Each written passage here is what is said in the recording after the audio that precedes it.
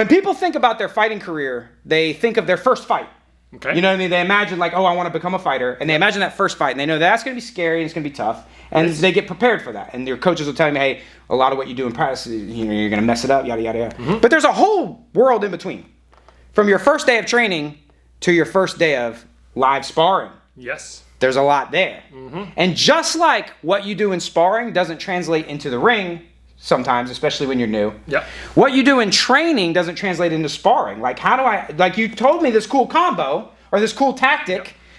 Yep. None of that happens in sparring.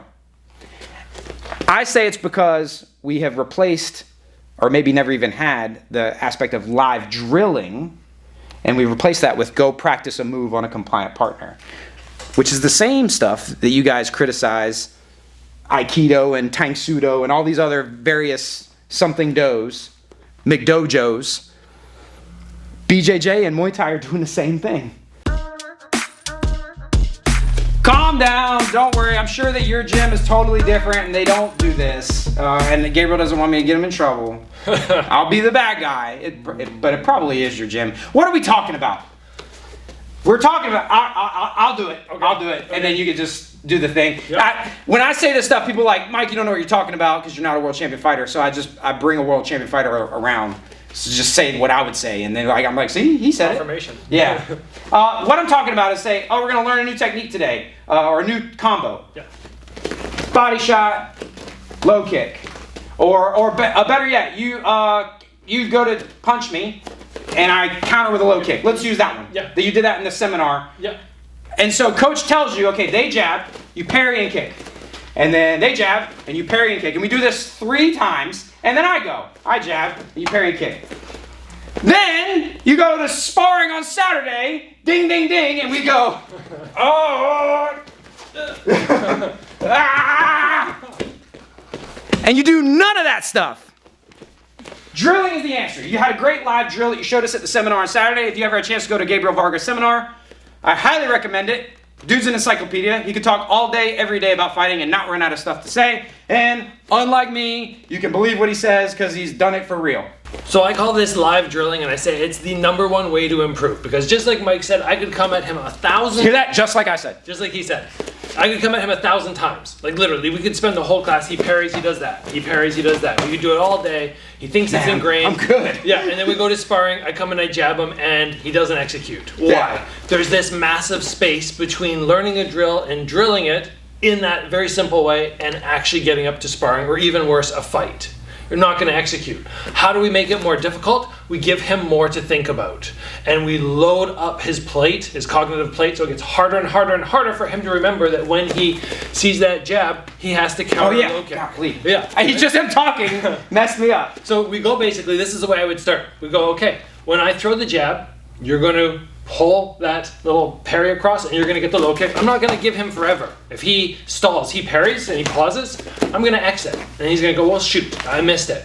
So I'm going to start off and let's say I'm going to throw a low kick in between. Okay. So I have a jab and a low kick. He covers up, he checks, we move around.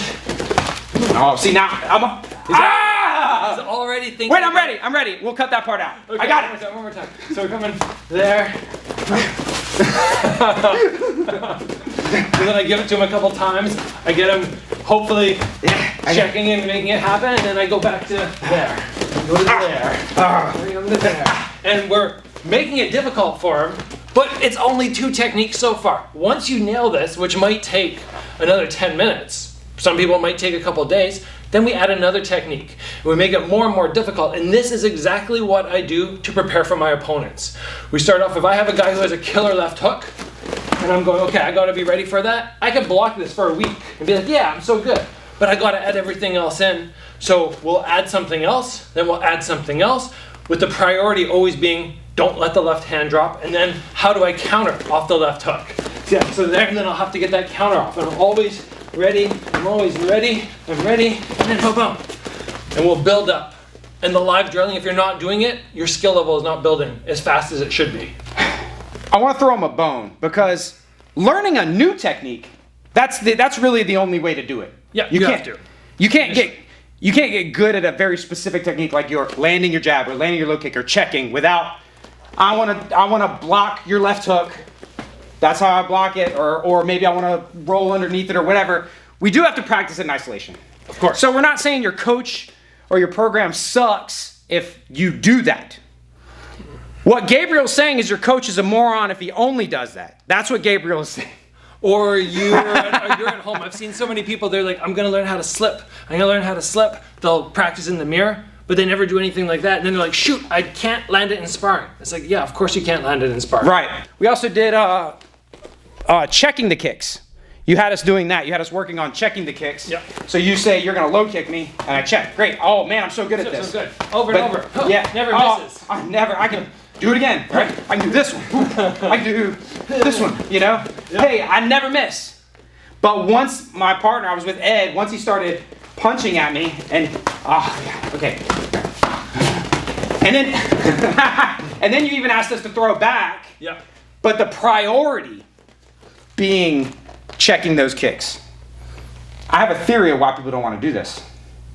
It's frustrating and they don't improve, or they don't feel like they're improving fast, and they make a lot of mistakes in the process. Yeah, you're not constantly, because I looked stupid. Yeah. I just looked dumb when he was messing me up. Just by talking to me and throwing two different techniques, I missed a bunch of those. It's not ego affirming. Nope. I'd much rather just say, well, if Gabriel's going to smash me in sparring, fine. I'm going to go smash that guy in sparring, great. And then just stay like that. And that's how, if you're maybe in that intermediate range, I'd say this is probably where, because beginners do need to learn Yeah. how to throw the technique in isolation against someone who's not moving around or introducing variables. This is just like a conversation we had the other day about when should people start sparring.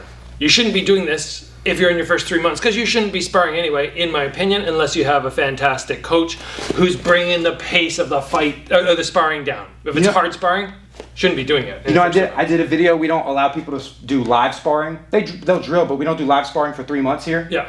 And everyone said I was insane. They said you're insane. I mean, Yeah. some gyms. I was just at a gym. Day one. Yeah, Whack. I was just at one the other day, and they had a great strategy. And it was just like, we're sparring, but we're going chill. Mm-hmm. And as long as the gym is chill, that's fine. But that doesn't happen at most gyms. If you know there's going to be people sparring hard, you should not be letting people spar in the first 3 months, because you're going to get concussed. A gym owner, you're going to lose all your members. And they're not learning anything. No, they're just target practice for your. That's a different. Yeah. So this live drilling, in my opinion, is not necessarily for somebody on their first day. Yeah, you have to get down all the attacks first, then you got to get down the defense, and then you got to get all that sorted in your mind. And then once you think you have it, realize you don't. Right. And then you start live drilling. I think if you started with live drilling, people would find ways to make success. Like they would probably use more crazier techniques. They'd rely on their attributes, and they probably end up with bad habits. Bad habits, exactly. Yeah. Yes. But in the vein of it not being ego affirming, I think the other problem is, like, if I'm helping, like you're practicing the skill of landing the low kicks on me while I'm punching. You know, we did that one too. So like while I'm punching, right? Oh, golly. Like I have to give up some time and energy and miles on my body in order to help you get better. Of course. But you're conditioning your leg at the same time. Right. You can get stuff out of it too. Yeah. But I think it's the ego doesn't, and I have to get kicked. You do. Well, why would I get kicked? If I know he's going to kick, why wouldn't I check? Well, because in a real fight, he's hopefully practicing a skill that'll allow him to land kicks when I'm not expecting to get kicked. So if we are both like, I know what you're going to do, and you know what I'm going to do, and we just always do that, no one's improving. No. So set your ego aside, practice some stuff you're not good at, look a little foolish, give your partners some of your time and some of your energy, and be realistic in your training. That's what I meant when I said that just trading combos on compliant partners is not drilling.